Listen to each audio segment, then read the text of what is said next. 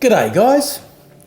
It's been a while since I've last talked to you. In fact, when I had my first message to you last April, it never occurred to me that I'd still be videoing you a message in November. I'm over this COVID-19 thing, and I guess you guys are too. Although we've been very fortunate in South Australia, haven't we? We haven't had the same issues that poor old Melbourne and even New South Wales have had.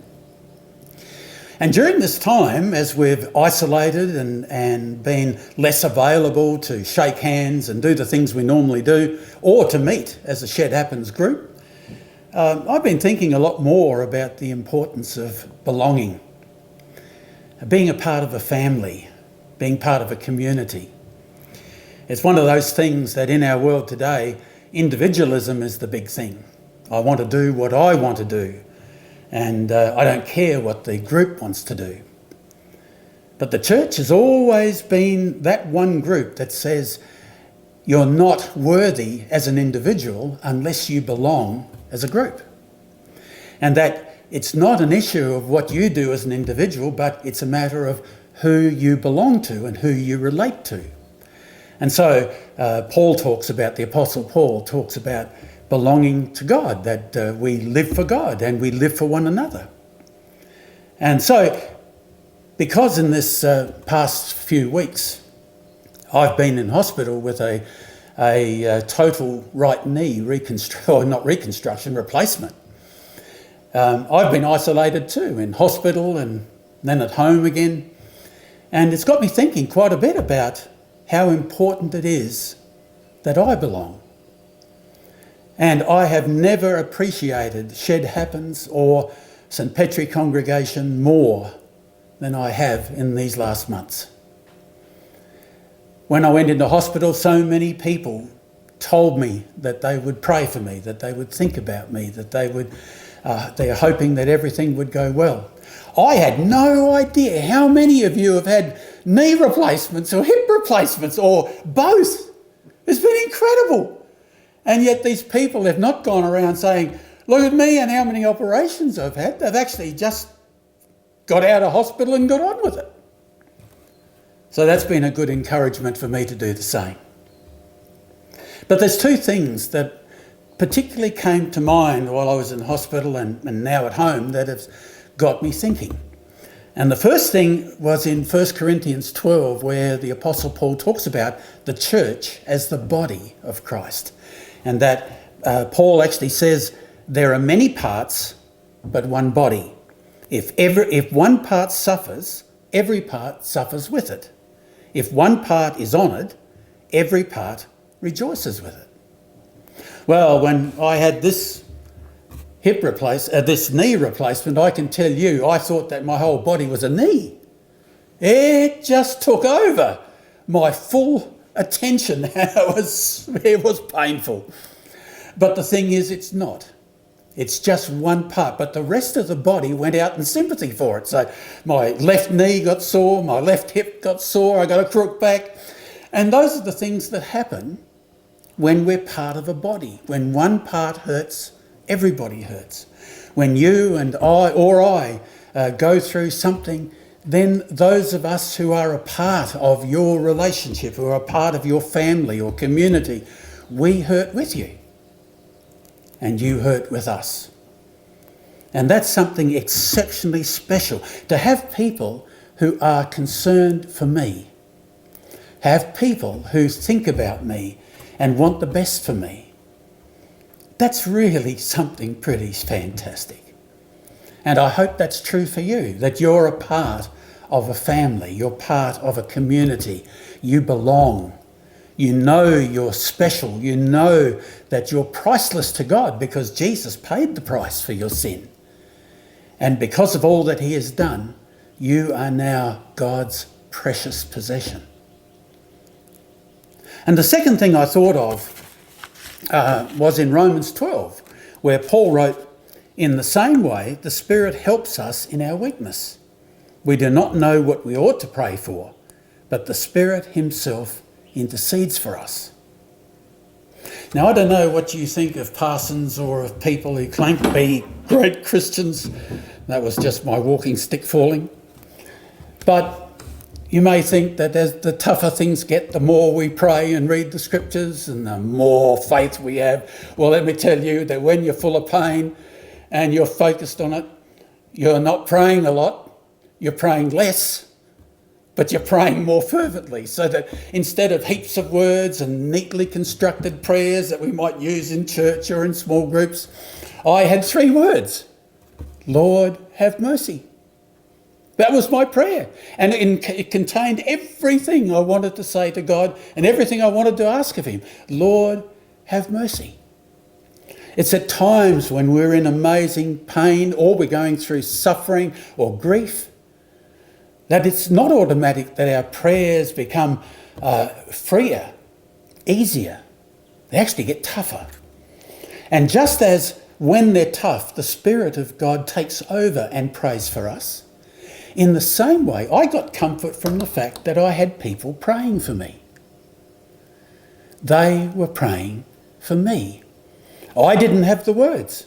Lord, have mercy was my limit. And they had the words to pray. They filled the gap for me. And there's nothing more special than to have a body, a relationship, a community, a family, where they step into the breach for you. They hold you up by their prayers, their faith, their reassurance and their encouragement.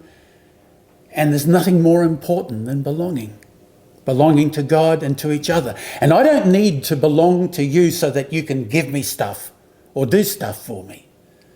I need to belong to you so that I can love you and serve you the way that Jesus loved and served us. Well, I'm so grateful that I'm a part of God's family. And I pray that you are too. There are many people who are very lonely because they've lost community. They've lost their relationship. Don't let that happen to you. You're part of God's family through Shed Happens or through St. Petri community. You are a part of a family. Use it. Rely on it. Contribute to it. Love it. And I can't wait until next year when we can once again meet in a shed and I walk in and hear that incredible roar of guys talking to one another and relaxing and enjoying each other's company, knowing that we belong. We're a part of God's plan for his community. See you soon, guys. G'day, fellas. Welcome back to our Shed Happens meeting for November. We had a bit of a meeting a couple of weeks ago, Viv and Wayne and myself, and we've made an executive decision not to resume our physical get-togethers until 2021. Now, I guess we could have done that abiding by some regulations, but it was just a whole lot easier from a management point of view, I suppose, not to do that. So, yeah, we're going to do obviously an interview tonight, and then we'll resume again, and I guess we'll do another interview in December, and that'll be our Christmas message, and then we'll hopefully catch up in the first Friday in February 2021. Thank Pastor Robert tonight for his message as well, his devotion, and we've got another Robert here tonight to interview, Robert Turner. And as every bloke has got a story, Robert's got an interesting story as well. We'll find out a bit more about that over the next 20 minutes or so. And the basic philosophy of Shed groups everywhere is a bloke speaks from the heart. He's obviously got something to tell other guys, and other people will learn from that as well. So Robert, I guess, Robert Turner, that's a good Barossa Valley name. Turner, there was a butcher Turner at Anguston, I think, a long time ago. So you're obviously a shoot off from that branch. No. Oh, you're not? No. Where did you come from? I come from the Peninsula. Aha. The West Coast, or used to be referred to as the other side. Yeah. Oh, I think it still is a bit. A bit, yes. Yeah. Yes. And we always used to come across to the mainland. Oh, right. When we came across to Adelaide. Yeah. So that wasn't very often, I'm understanding. No, 2 or 3 times a year if we're lucky. All dirt, rough roads. I know. Fortunately, they were all bitumen when I was doing it. Okay, well, that's not so bad. So, yeah, you come from the Eyre Peninsula. The Eyre Peninsula is a big place. Whereabouts on the Eyre Peninsula? A little place called Butler Tanks, which is about 20 miles north of Tumby Bay Yep. and about 12 miles 12 miles in from Port Neal. Yep. Good So farming west country. of Port Neal, obviously. Yeah, west not of Port in. Neal. So you grew up where at Butler Tanks. What happens at Butler Tanks? Butler Tanks is a farming community. Yep. There's nothing else at Butler Tanks other than, there was at the time, a shop and a hall and a school, and that was about it. Right. Nearest pub was 12 miles away. Yeah, and school for you? School was at the Butler Tanks Primary School. Right. All of my primary school was there. And for many years, my brother and I were the only two males at the Right. school. How many kids in the school? It varied a bit, but usually about 15, Yep. which was a bit unique, shall we say. Yeah. No, that's all good. And then for high school? Went to the Tumby Bay area school. Yep. First 3 years I boarded in Tumby Bay, and the last year, the fourth year I did was went in by bus, Right. school bus every day. So you spent time on the farm as a kid. What did your mum and dad, I guess, beat into Robert as a little tacker that he still remembers today and potentially, I guess, still holds dear to his heart? Well, Mum in particular put in an attitude of selflessness. Not being selfish was very important to her, and I think it is to me too. I like to not necessarily push my way to the front of the line, but Yep. I'll hang back towards the end of the line if necessary. Yep. Dad instilled in me a sense of community, getting involved in a community. When you're in a small rural community, it's everybody has to buck in, and You've got to put in, yep. Yeah. Everybody And has so what was he involved with in the community? He was involved in football, tennis, cricket, CFS, golf, the local agricultural bureau. And I suppose as you grew up on the farm then, your relationship with your dad, if he's a farmer, obviously he's out and about a fair bit, and you're boarding in, as you said, high school in Tumby Bay. Yeah. So did you have a close relationship with your dad when you were little? I don't really recall a close relationship with Dad. I don't remember kicking the football with him, or playing cricket with him, or playing tennis with him.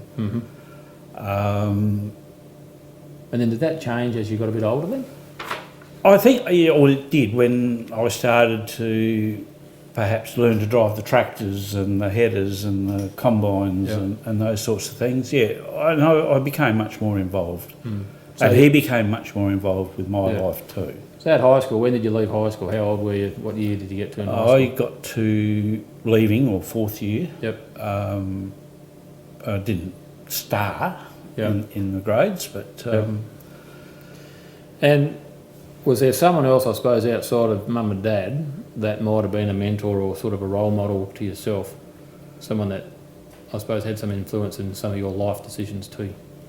There were three people that really, three blokes that really I looked up to as models of, or people to model on. Yep. And they were all different blokes.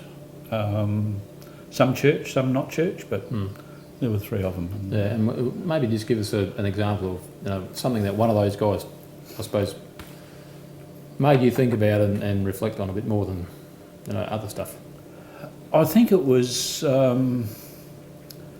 one of them was a share farmer of a neighbouring farm, and I did a lot of seasonal work with him. I helped him out in the shearing shed and cutting hay and slinging bales of hay around, fencing and so forth. I just liked his attitude to life and work. Work was for work, and life was for living type thing. So you left school, you went home on the farm, and I guess you turned up in the Barossa Valley via a long route, convoluted way around as an ambo. Yes. So what happened? Well, I was a member. You're a lazy little twerp, and your dad didn't like you. What happened? No. I was a member of the ambulance brigade, St John Ambulance Brigade at Tumby Bay. It had been so for several years.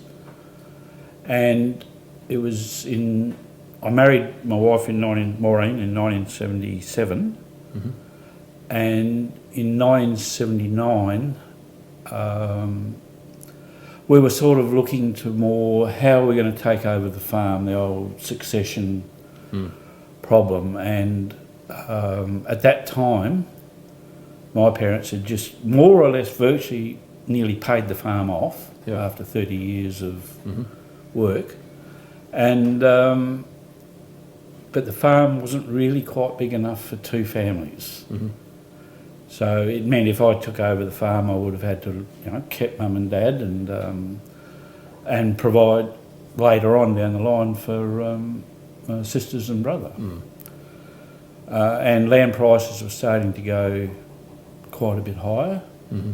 It was before interest rates got to 25% for farmers. Yep.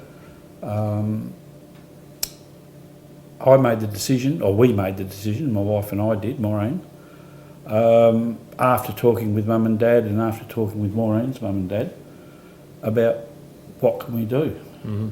Outside of farming. Well, what are the alternatives we had type thing. Yep. And even considered going shearing and seasonal work around the place. But that didn't really appeal to me. I admire shearers for the job they do, but I don't want to do it myself. Yeah, not forever. Yep. Yeah. And I came home one night from ambulance training in Tumby Bay with a vacancy notice for an ambulance officer at Loxton. Yep. In 1979. And I said to Maureen, because I enjoyed the ambulance work, I said to Maureen, how would you like to go and live at Loxton? And I'll be an ambulance officer. And the first question she said was, where's Loxton?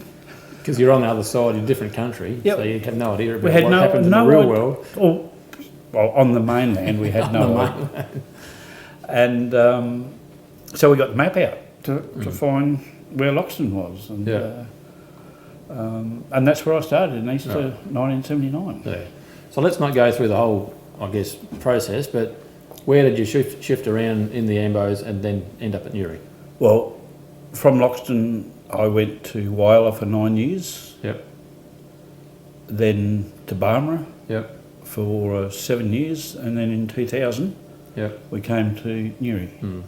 And so all that time as a paid ambulance officer, yes. Yep. And just one thing I think we did talk about that's probably worth just dwelling on for just a minute. When you were back at Whyalla, obviously that wasn't just in the ambulance. No, it wasn't just road ambulance. At the time, the Air Ambulance, South Australian Air Ambulance, was managed and run out of Whyalla. Don Jacquia was the driving force behind that. And so, I got to fly all over South Australia and interstate quite frequently. So what's the difference between the Air Ambulance and Royal Flying Doctor? At the time, the Royal Flying Doctor took patients from the country to hospital. Okay. Whereas we more or less took patients from hospital to hospital. Okay. It's probably the best way of describing it. Yep. There's quite a bit of overlap. Yep. So you turn up in Newry in what year? 2000. 2000, and you've been based here ever since? Yes. Retired 5 years ago. Yep. Over that time, I suppose you didn't mention, but you did say that you went to church at Butler Tanks. Yes. As a kid, you were obviously involved. Only once I met my wife and got engaged did I. So how was that process for you? Like, it was church or go and find somebody else? No. Right. No. It was sort of a little bit like if you want to come up and stay on Saturday night overnight with Maureen and her family, then it's church on Sunday.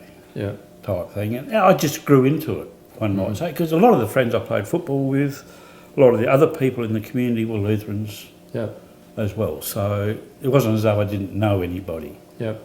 But I was nominally an Anglican, Church of England, and I did a course of instruction Mhm. with Pastor Wally Hoopman, Yep. and subsequently joined the Lutheran Church. Very good. So you've grown up, you've been moved around the place.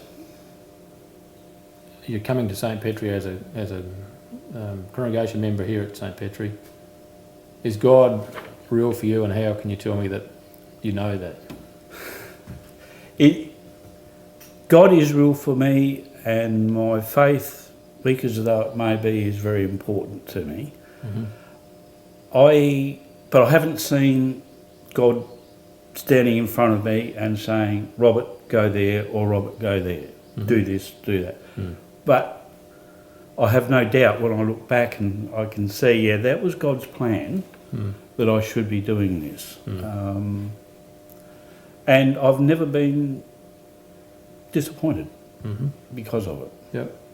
When we talk, and you're in the ambulance, and we're talking about faith and all those things, when you're in the ambulance, I did ask you, when you go to a major disaster, accident, whatever, a catastrophe happening on a farm or all those sort of situations that I guess as ambulance officers you need to attend, do people fall back on their faith? And I think Pastor Robert actually talked about that in his devotion earlier.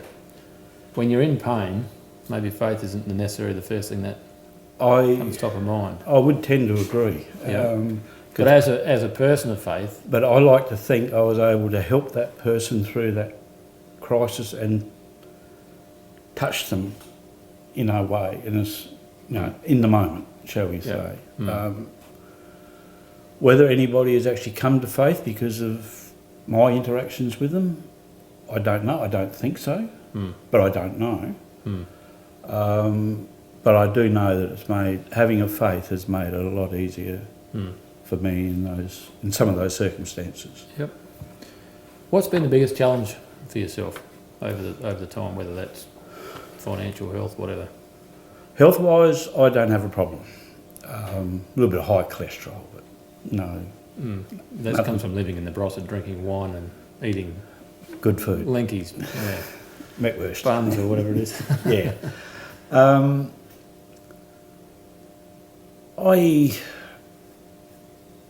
The biggest challenge, I think, is keeping faith in a workplace that is non-Christian, and being involved in other areas of community that are non-Christian, and in some cases can be quite anti-Christian.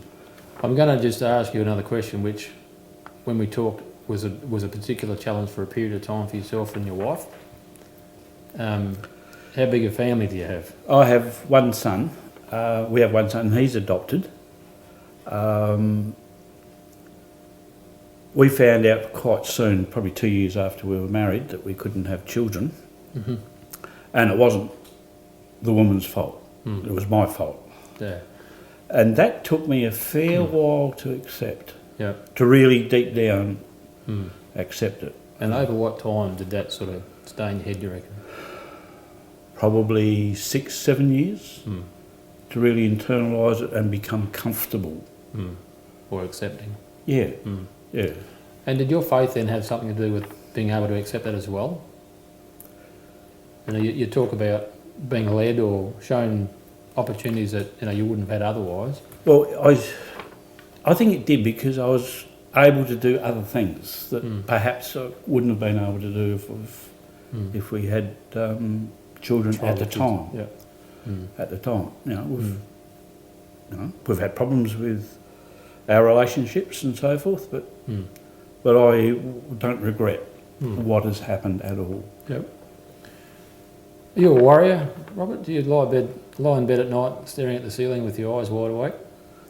I do worry a bit about things, but that keeps me awake. Right. Excessively awake. That's good. Yeah. You get a few nights where you might wake up once or twice, but it doesn't dwell. Yeah. And I think that's something to do with faith as well.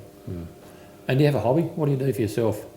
I like pottering in the shed, making things that are not very useful, that don't last very long. And genealogy. I'm very much into genealogy of my family, and particularly my dad's mother's side of the family. Yep. Very much involved in that. Now, you've moved around a whole heap over the period of time that you've been, I guess, since you've been married. Mm-hmm. Obviously, the Newry's been the longest if you turned up here in 2000 and you're still here now. Yes. As I understand it, that's not going to last, though. No. We wanted to come to Newry up to to the Barossa when we came. Yep. But it was never our long-term retirement plan. So you came for an experience, you've had it, and you're going to bail out. Basically, yes. And hopefully I'll have a new experience that will complement the experience. Or look back and say, shivers, we should never have shifted. The cold winters are a little bit cold. So what's the plan? Our house is now on the market. The sign went up this morning, actually. Right. If it sells quickly, which we'd like to think it will, we'll go off caravanning. Mm-hmm. If it doesn't sell, well, we'll probably still go off caravanning, but probably not quite as far. So we can come back every couple of weeks to mow the grass. All right, and are you going to caravan until you can't caravan anymore? What happens after caravanning? No, we will eventually move into retirement living Mm-hmm. in the southern, we refer to as the southern area of Adelaide. Mm-hmm. And we don't have any more plans other than that. You're being led, and that's brilliant. I reckon that's great. Robert, that's your story, and thank you very much for being open and honest with us. And I'm sure people have enjoyed listening to, I guess, Robert's background and where he's come from, not being a Barossa Valley turner after all. No. Robert, as iron sharpens iron, so one bloke sharpens another, from Proverbs. And thank you very much for being attentive tonight. Thanks very much, and we'll catch you again in December.